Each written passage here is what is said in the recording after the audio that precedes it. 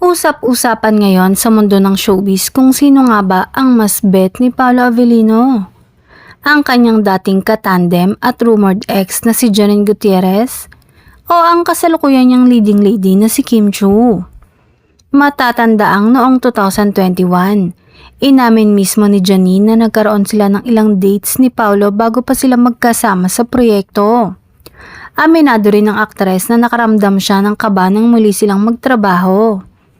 Sa kabila nito, naging tahimik ang dalawa pagdating sa estado ng kanilang relasyon.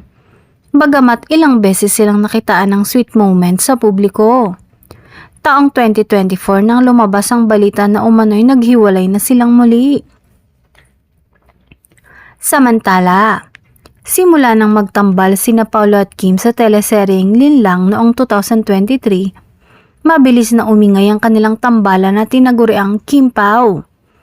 Nasundan pa ito ng mga proyekto tulad ng What's Wrong with Secretary Kim at kanilang kauna-unahang pelikula na My Love Will Make You Disappear. Dahil sa kanilang natural na chemistry on-screen at mga sweet interactions sa promotional events, umusbong ang mga haka-hakang may espesyal na ugnayan sila sa totoong buhay. Gayunpaman, wala pang opisyal na kumpirmasyon mula sa dalawa.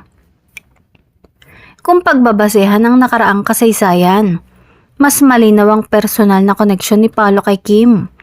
Pagdating kasi sa kasalukuyang public image at kilig factor, walang duda na mas bukang bibig ngayon ang tambalan nila ni Kim Chiu.